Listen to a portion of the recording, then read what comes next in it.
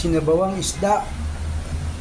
Ayan po, sinabawan, lalagyan po natin ng bunga ng malunggay at saka dahon ng malunggay. Walang kamatayang malunggay. Naka-ready na po yung mga requirements niya. Oh. Papakulo po tayo ng tubig. Ayan po, pinapakulo na yung tubig. Lalagay po natin dyan yan yung gulay.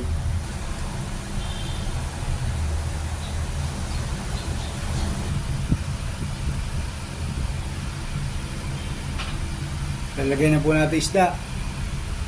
Sahog.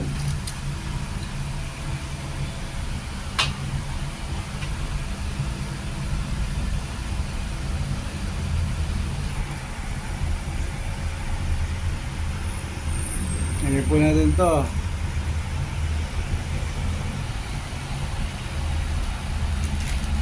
Lagyan natin ng kaunting asim na sampalok.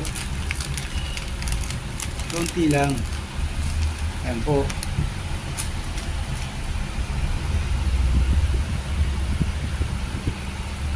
Takpan po muna natin.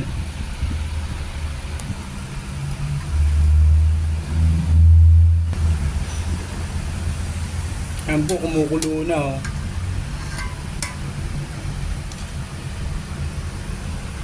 Napaka-healthy oh. Pwede pong sabawan yan yung ano, yung luro na isda. Ayan po.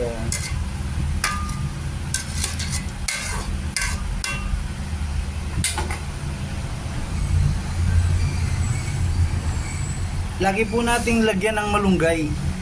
May malunggay na bunga, may malunggay na dahon. Ayan po yung malunggay. Napaka-healthy po niyan. Pag nagsabaw kayo ng isda, lagyan nyo ng malunggay.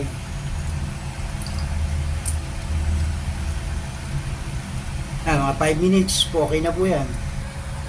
Ayan po, luto na ang ating sinabawang isda. Sinabawang isda na may malunggay, dahon ng malunggay at bunga ng malunggay. Ibig sabihin, walang kamatayang malunggay na nagbibigay ng lakas sa ating katawan. Thank you po, Lord. Salamat po. Ayan na po siya oh. Luto na, pwede na po tayong kumain. Masarap po yung isda, mataba at saka green. Oh. Pasasalamat ang aming alay.